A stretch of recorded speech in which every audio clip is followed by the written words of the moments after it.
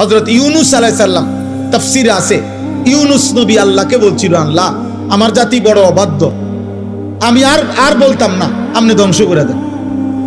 তখন তাফসীর আছে ইউনূস আলাইহিস সালামকে আল্লাহ বলছিলেন, ওই যে এখানে একটা লোক মাটি দিয়া মাটির পাত্র বানাইছে অনেকগুলো, তুমি একটু তার কাছে যাও তো।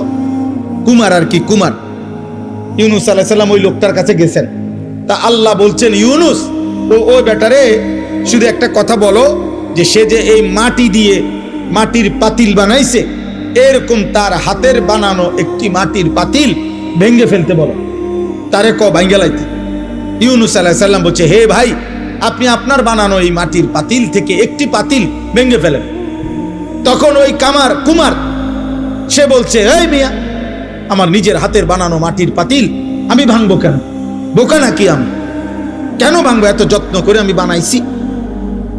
আল্লাহর কসম, ইউনূস আলাইহিস সালামকে আল্লাহ তাআলা তখন ডাক দিয়ে বললেন, ইউনূস, মাটির পাতিল যে বানায়, এমন এক মানুষ যদি এক সাধারণ মাটির পাতিল নিজের হাতে বানানো ভাঙতে না চায়, আমি যারে মায়ের পেটে 9 মাস রেখে নিজের হাতে সাজাইছিলাম, আমার দেওয়া চোখ নাক কান দিয়ে আমি বানাইছি যারে, আমার সেই বান্দাকে আমি কেমনে জাহান্নাম দেই?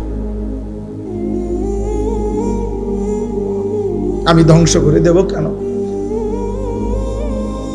ও যদি তার মাটির পাতিল ভাঙতে না চায়, আমি আমার এমন যত্নে গড়া বান্দাকে জাহান্নাম দেব কেন? ধ্বংস করে দেব কেন? আমি অপেক্ষায় থাকি মাফ করতে। আমার বান্দা কোনোদিন যদি 1 ফোঁটা রাত গভীরে চোখের পানি ফেলে, আমি ওরে মাফ করে দেব। যদি বলে বান্দা আল্লাহ গুনাহ অনেক বেশি, আল্লাহ বলবে সমুদ্রের ফেনার চাইতেও বেশি। বান্দা বলবে না। আল্লাহ বলবে আসমান পরিমাণ উচ্চতার চাইতেও বেশি। বান্দা বলবে না। তা আল্লাহ বলবেন, বান্দা আমি তো আসমান ছোঁয়া পর্যন্ত গুনাহ মাফ করতে রাজি, আমি তো সমুদ্রের ফেনার চাইতেও বেশি গুনাহ মাফ করতে রাজি। এত সুযোগের পরেও যে বান্দা আল্লাহকে ডাকে না, সেজদা করে না, গুনাহ মাফ চায়, ঠিক আছে বদনসিব, তুমি তোমার জীবন চালাও।